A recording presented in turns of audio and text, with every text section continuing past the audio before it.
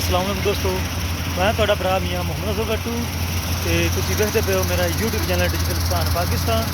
मेरे किसान वीर भराओ, जिस तरह मेरे वेखण वालों को पता भी कुछ दिनों तो 4-5 दिन हो गए ने, सीजन हो गया शुरू मुंजी की कटाई का। मेरी फाइन मुंजी है दोस्तों, ते 120 दिनों बजे तैयार होंगी है। ते जिहड़े लोग लगाते है, अगर मौसम साथ दे जाए तो 60 तो 70 मन भी निकल जाती एक किले पिछों। तो जी अगर जिस तरीके हम बारिश हुई ने 30 तो 35 मन भी निकलती पई है। जी मुंजी मेरे पिछे तुम देखते पे हो माशाल्लाह वधिया खड़ी है। तो खलोप है ये जो झाड़ है 60 तो 70 मन निकलेगा। तो रेट जो है 18 तो 1900 चलता पिया है फी 40 किलोग्राम का। मशीन 80-70 वो दोनों ना वर्किंग वीडियो विखाने हैं कि किस तरीके काम करती पई है। आओ चलिए नाल मजीद गपशप करांगे।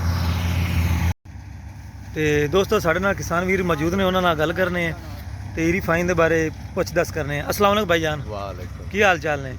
तो भाईजान जी ईरी फाइन है ये किन्ने दिन तैयार हुई है, कोई है अंदाज़ा?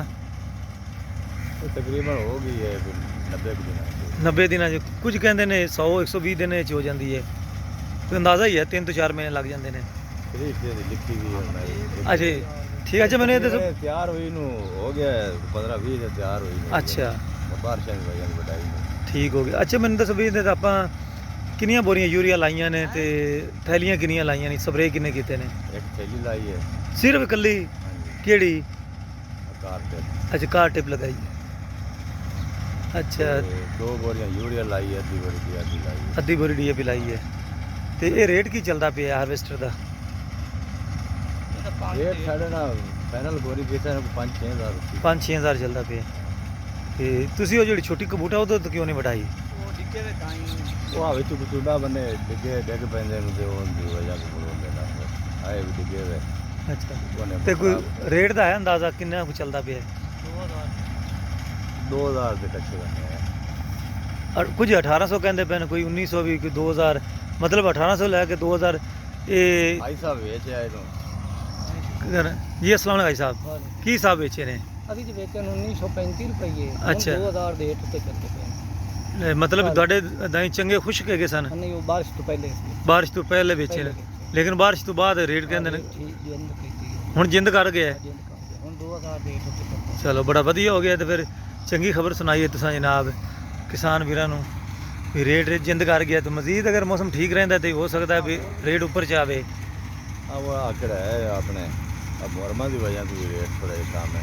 ठीक हो गया, मतलब भी कम रुके खड़े ने, व्यापारी नहीं बाहर निकलते। हाँ व्यापारी बाहर नहीं निकलता क्योंकि इबादत कर रहे हैं। ठीक हो गया जी दोस्तों। रेट के बारे भी बजुर्ग कहते पे सन भी 2000 हो गया, जिंद हो गई है।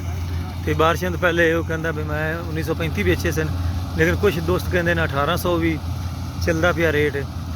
1800 1900 आड़ तुड़ कटा देना मेरा ख्याल भी किसान मन मगरों ना 4 रुपये आड़त कटी जाए तो मतलब भी लख मगरों 4000 गया तो 100 जम्मिया ही नहीं है। फिर उत्ते करा करुआ पा लीए तो 150 कटिया जासी का। लेकिन जेडे दोस्त अपनी फसल बेचते हैं ना घर ही रख के मंडी नाल बेहतर और रिजल्ट ज़्यादा लै जाते हैं। लेकिन जो मंडी च ले जाने फिर किसान मजबूर होता है क्योंकि जाते उन्हें थले पलट लेने होंगे ने। फिर किसान जो मर्जी रेट मिले उन्हें वो रेट लेना ही होता है तो किसान मजबूर है।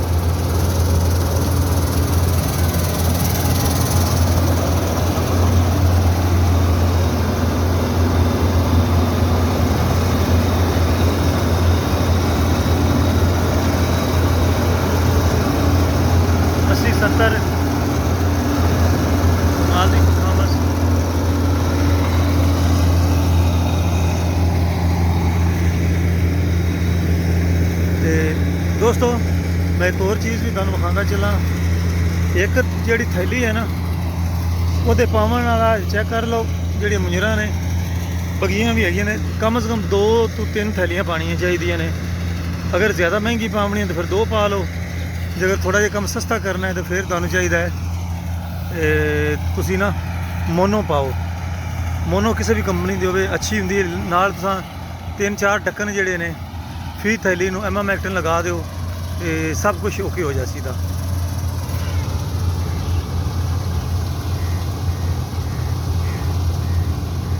ਤੇ ਵੱਡੀ ਮਸ਼ੀਨ ਤੇ ਵੱਡੇ ਨਜ਼ਾਰੇ, ਪੁੰਜੀ ਡਿੱਗੀ ਪਈ ਹੋਵੇ, ਖੜੀ ਹੋਵੇ, ਬੜੇ ਵਧੀਆ ਤਰੀਕੇ ਨਾਲ ਇਹ ਚੁੱਕਦੀ ਹੈ ਮਸ਼ੀਨ।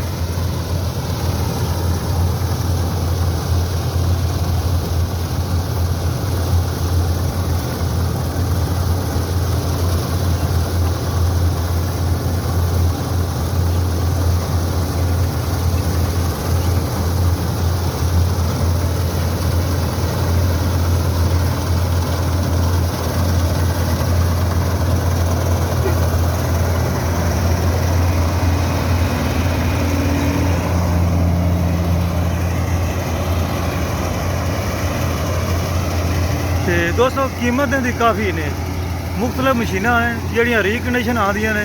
ਹੁਣ ਤੱਕ ਕਹਿੰਦੇ ਨੇ ਕਰੋੜ ਤੋਂ ਉੱਤੇ ਦੀ ਗੱਲ ਕਰੋ, ਵੱਡੀ ਮਸ਼ੀਨ ਲੈਣੀ ਹੈ ਤੇ ਫਿਰ ਕਰੋੜ ਤੋਂ ਉੱਤੇ ਤੁਹਾਡੇ ਕੋਲ ਪੈਸੇ ਹੋਣੇ ਚਾਹੀਦੇ ਨੇ।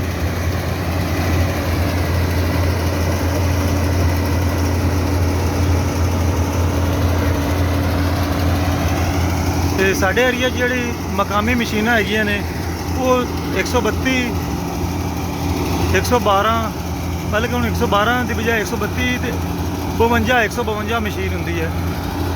ਉਹਨੂੰ ਜ਼ਿਆਦਾ ਪਸੰਦ ਕਰਦੇ ਨੇ ਕਿਉਂਕਿ ਉਹ ਕਹਿੰਦੇ ਨੇ ਵੀ ਇਹਦਾ ਜਿਹੜਾ ਰੇਟ ਹੈ ਉਹ ਥੋੜ੍ਹਾ ਹੈ। ਇਸ ਤਰ੍ਹਾਂ ਦੀ ਇੱਕ ਮਸ਼ੀਨ ਆਵੇਗੀ, ਉਸ ਤਰ੍ਹਾਂ ਦੀਆਂ 2-3 ਮਸ਼ੀਨਾਂ ਆ ਜਾਣਗੀਆਂ।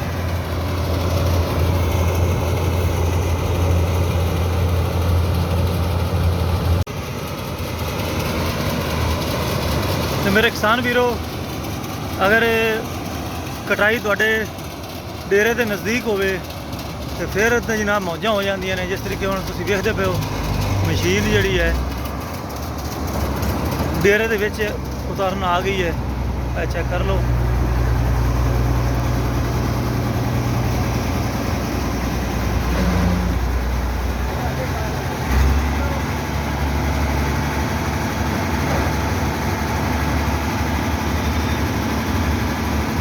ਜ਼ਬਰਦਸਤ।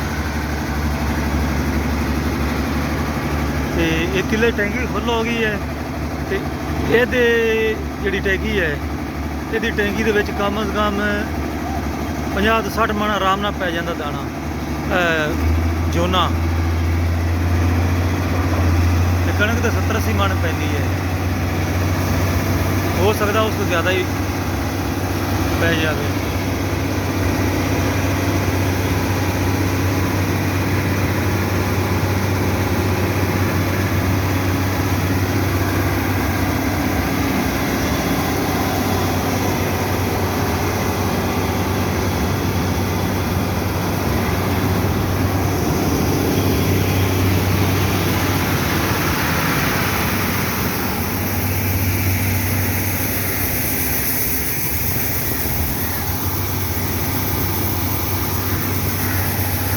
बहुत वधिया रिजल्ट दोस्तों।